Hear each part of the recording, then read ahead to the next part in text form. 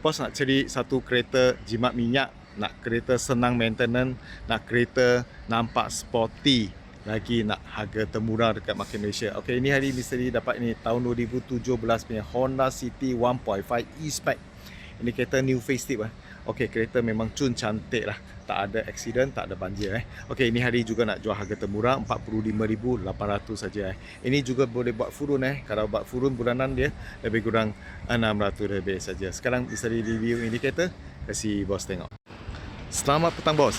Misteri baru dapat trade in. Ini tahun 2017 Honda City 1.5 E-Spec Ini kereta new facelift Lampu kiri kanan depan belakang semua cantik lagi. Body cat semua lawa-lawa lah, boleh kata macam baru Okey, kereta tiada kemalangan, tak ada banjir Kereta memang tip top Engine, gearbox, suspension elok cantik lagi. Tayar bunga 60% tebal, boleh pakai lagi setahun, tak ada masalah Ni lampu belakang nampak, ni semua elok cantik lagi Tahun 2017 punya. Ini tahun 2017 punya Honda City E-Spec. Kereta condition tip top lah.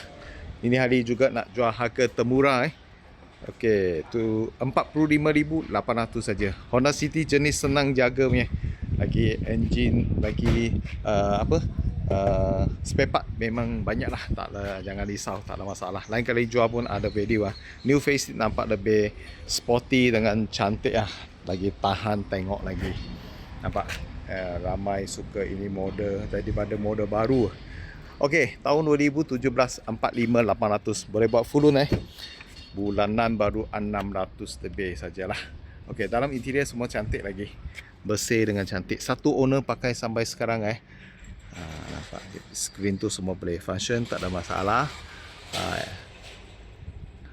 Meter semua cantik lagi. Dashboard pun lawa-lawa, tepi pintu pun semua cantik lah. Kereta owner lama memang ada jaga lah. Cat semua cantik macam baru Tak ada cala-cala cat memang tak ada salah, memang cun cantik lagi. City belakang jenis yang luas, banyak luas. Ini 2017 punya new facelift muka baru lah.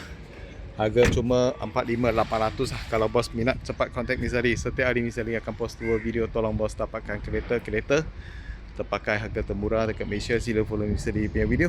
Sekurang-kurang boleh dapat kereta yang bos suka lah. Thank you for support.